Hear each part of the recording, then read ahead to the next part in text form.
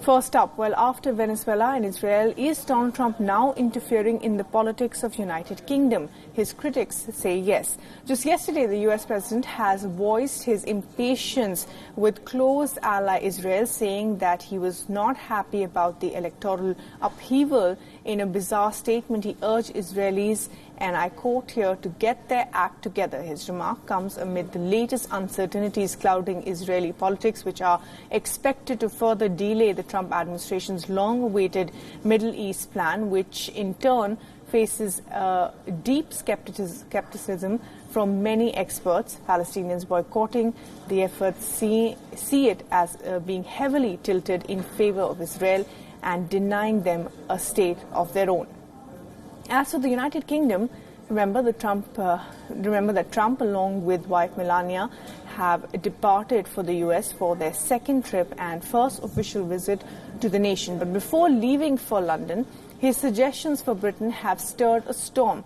Wading into British domestic politics, Trump backed Boris Johnson to replace Theresa May as the Prime Minister. Trump said that Johnson was his friend. Well, I may meet with him. He's been a friend of mine. He's been very nice. I have a very good relationship with him. I have a very good relationship with Nigel Farage, with many people over there, and we'll see what happens, but I may meet with him. They want to meet.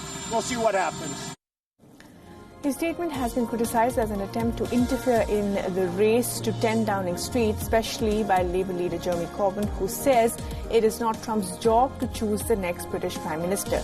Jeremy Corbyn has said, and I quote here, President Trump's attempts to decide who will be Britain's next Prime Minister is an entirely unacceptable interference in our country's democracy. The next Prime Minister should be chosen not by the US President nor by 100,000 unrepresentative Conservative Party members, but by the British people in a general election, unquote. Lastly, just weeks back, Trump was accused of trying to insert himself in Venezuela's struggle for democracy, a movement largely driven by protesters on the streets of Venezuelan cities.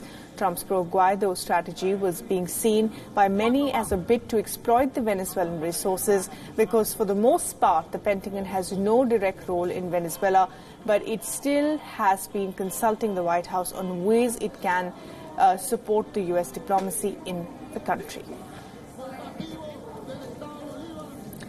Well, now the Trump baby blimp is all set to fly in the British sky during U.S. President Donald Trump's visit to the country. The team that operates the baby blimp said that the inflatable balloon will be flown at locations near Trump, where Trump visits throughout his time in the UK. The blimp is a 6-meter-long blimp. It depicts Trump as a snarling, diaper-wearing orange baby. Over the years, the blimp has become a symbol of anti-Trump protests in the UK. The organizers said that the idea of flying a baby blimp is to send a message of solidarity to those affected by Trump's policies. The blimp was flown last year as well during Trump's UK visit.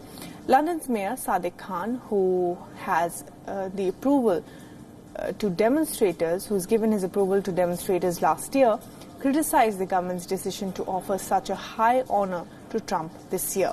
Khan wrote in a British daily, and I quote here, "It is un-British to be rolling out the red carpet this week for a formal state visit of a president whose divisive behavior flies in the face of the ideals America was founded upon. That is equality, liberty, and religious freedom," unquote.